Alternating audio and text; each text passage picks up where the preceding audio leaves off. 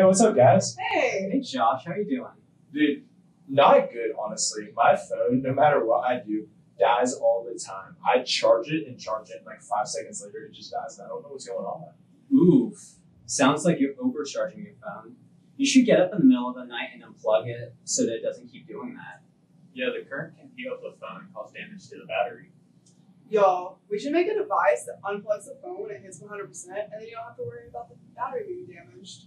That's an idea I can get behind. I like it.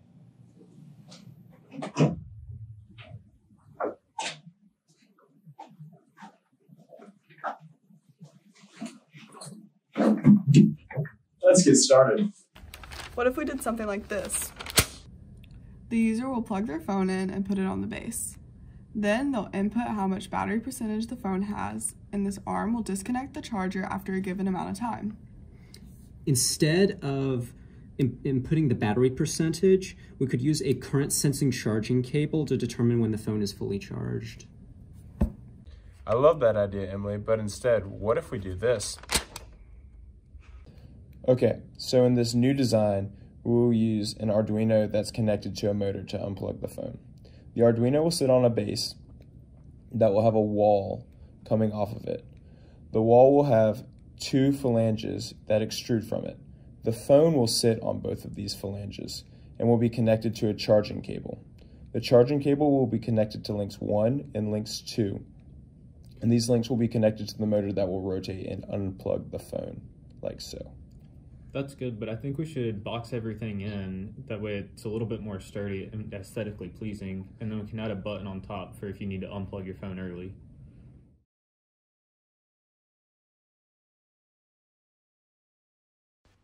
So, after deciding on a design, we set out to create our device. The first step was to decide on the materials and parts needed to construct it. To design the physical pieces, we used SolidWorks.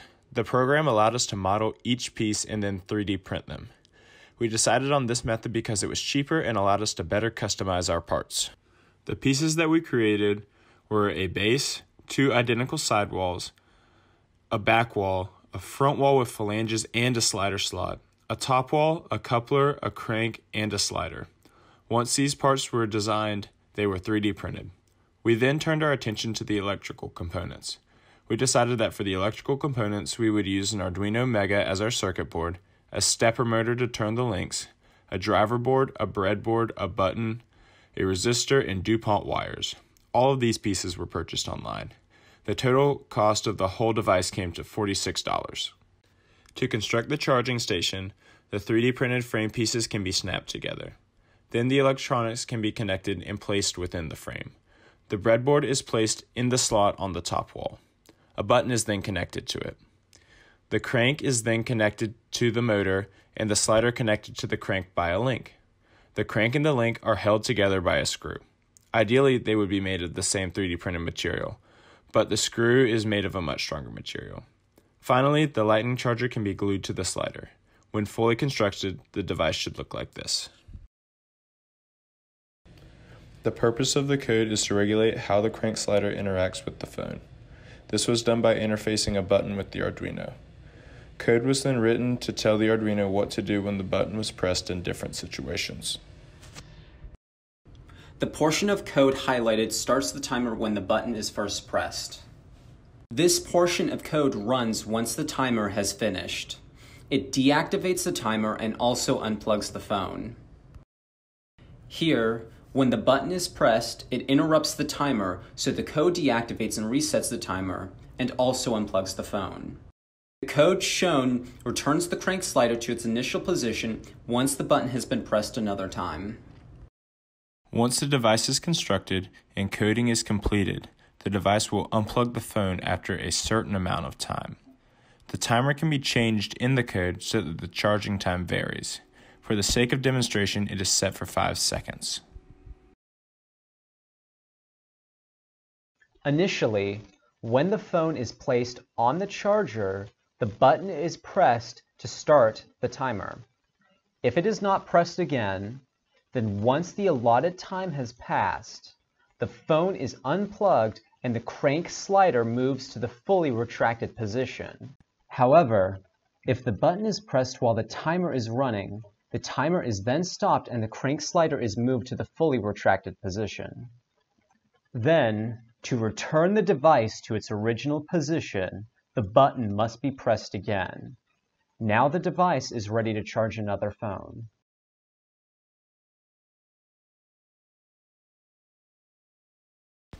The mechanism implements a crank slider in order to remove the charger from the phone. We use vector closed-loop analysis to determine the positions and velocities of the crank slider mechanism based on the changing values of theta 2. We were able to determine the limiting positions and the stroke of the crank slider. The stroke of the slider is approximately 0.6 inches. The limiting positions occur when theta 2 is at approximately 11 degrees or 202 degrees. We also found the slider's velocity at an arbitrary angle of 20 degrees. At this point, the velocity of the slider is approximately 4 inches per second. At this arbitrary angle, the crank slider has a mechanical advantage of 7.57. Now we will discuss the limitations of our design and possible improvements. The phone is unplugged after a given amount of time, but charging time could vary. It would be ideal to have a current sensor that would notify the device when the phone reached full charge, and then the device would unplug the phone. The type of phone case used will affect if the phone fits on the charging stand. If the phone case is too bulky, it sticks out too far for the charger to fit into the port correctly. Using an adjustable clamp to hold the phone in place would make the device more stable. This clamp would be in place of the current shelf and would also make it possible to adjust where the phone sits on the base and therefore allow for thicker cases. The device only disconnects the phone charger. It does not have the ability to plug the phone in. So the phone must be connected to the charger manually. Using a custom circuit board instead of a pre-made Arduino board would allow for a smaller and more purposeful design. The appearance of the charging station could also be improved. Making the box smaller and sleeker would also make it more convenient. Putting the button inside a casing that would hide the breadboard and attached wires would also be another improvement. Adding a button that is separate from the start button to eject the charger would make it more user-friendly. There are no mechanisms like ours currently on the market. There are phone docks that hold the phone and other electronics while charging, but they do not unplug the phone when it is done charging. There are versions of docks where the charger is a built-in part of the device, and others that serve as just an accessory, and you have to supply the charging cable for them. Our device has the charger built into it, and it cannot be interchanged. There are no other accessories for phones, chargers, or docks that can be added in order to unplug the phone when it is done charging. After careful planning and preparation, we were able to create the phone unplugger. We designed the pieces in SolidWorks, 3D printed them, and ordered electrical components. We then constructed the frame and connected the electrical components. After this, we instructed the device what to do through coding. We then performed an analysis on the crank slider mechanism that unplugged the phone. Finally, we discussed the limitations of our design and compared it to existing models.